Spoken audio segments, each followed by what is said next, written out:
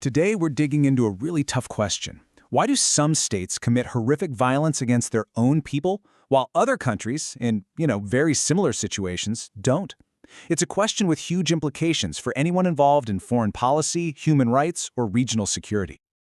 So to really get at this, let's just look at this incredible contrast.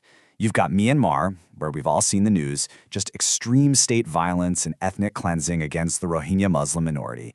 And then, literally right next door, you've got Thailand. They also have a large Malay-Muslim minority, but the state's response has been totally different, mostly accommodation, with much, much lower levels of violence. And that right there is the core of the puzzle. Two neighbors, both with Buddhist majorities and large Muslim minority groups. So why the completely different outcomes?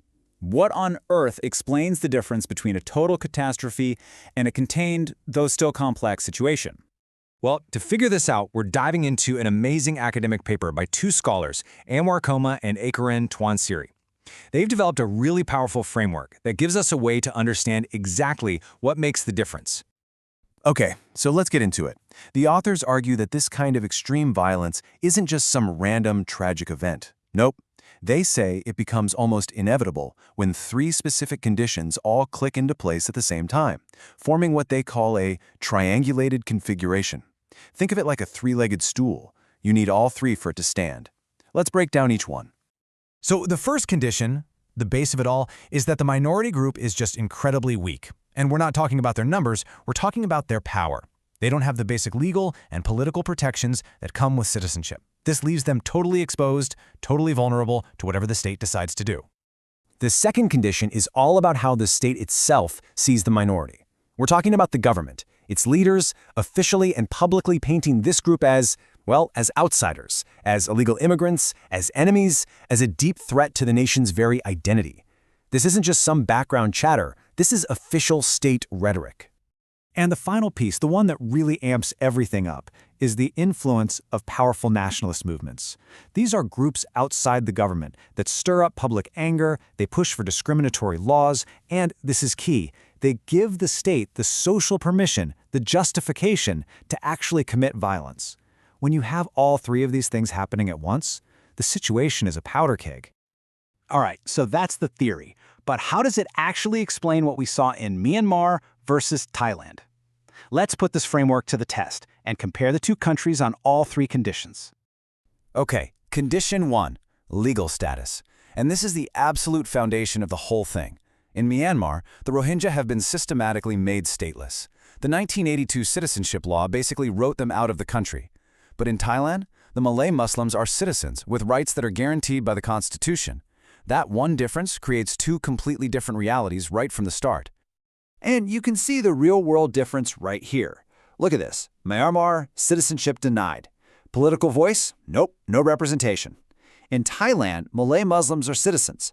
They elect their own members of parliament, and they're even covered by specific laws that protect their religious life, like acts for Islamic banking or promoting the Hajj. It's so clear. In one country, the law is a weapon for exclusion. In the other, it's a tool for integration. So let's move on to that second condition and see how this all builds up. And again, the official government view in each country is just night and day. In Myanmar, the state's narrative is pure hostility. In Thailand, while it's not perfect, the official approach has been much more about accommodation and trying to have a dialogue. This quote is just absolutely bone-chilling. When the top general in Myanmar's entire military calls the Rohingya Bengalis, which is a way of saying they don't belong, and calls their very existence an unfinished job, he's framing state violence as a necessary task. That's the language of elimination. Now compare that to what happened in Thailand. Back in 2006, a new prime minister, Suryu Cholanont, went down to the south and publicly apologized for the state's past violence against Malay Muslims. An apology. It was this incredible act of reconciliation. So you have one state talking about an unfinished job and the other saying, "We're sorry." The difference couldn't be more dramatic. And now for the final part of our triangle, the power of those nationalist groups. In Myanmar, extremist Buddhist nationalist groups are major political players. They actually drive state policy. In Thailand, you have similar kinds of groups, but their ability to actually get their agenda turned into national law has been really, really limited. I mean, just look at what groups like Ma Ba and the 969 movement have pulled off in Myanmar. They got laws passed to restrict Muslim rights. They pressured the government to keep the Rohingya out of the census. And they built the public support that gave the military cover for its brutal crackdowns. They are a serious political force. But in Thailand, these groups have been way less effective. They've tried over and over to get Buddhism named the official state religion, and they failed every time. They might make a lot of noise, but they just haven't been able to change national policy the way their counterparts in Myanmar have. Their political power is basically contained. So when you put it all together, you really see it. The triangle in Myanmar was complete. You had a weak, stateless minority, you had a hostile state that saw them as a problem to be solved, and you had a powerful nationalist movement screaming for action. The result was a catastrophe. But here's the thing. The authors say this framework is more than just history. It's a predictive tool.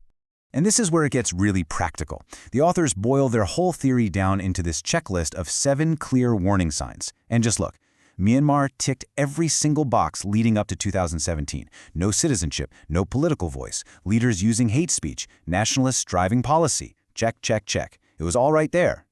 And that means this framework isn't just for academics in an ivory tower. It's a powerful early warning system for foreign policymakers, for security analysts, for human rights activists. You can use these 7 indicators to see where the risk of mass violence is highest and hopefully act before it's too late. And that really brings us to the final, most important point. For anyone trying to rebuild Myanmar, the message here is a clear policy recommendation. For peace to last, you have to break this triangle. That means creating real paths to citizenship, building a state that actually celebrates diversity, and strengthening democratic institutions so they can stand up to extremism. So the question isn't just, where could this happen next? The real question is, how do we use this incredible tool to make sure it never, ever happens again?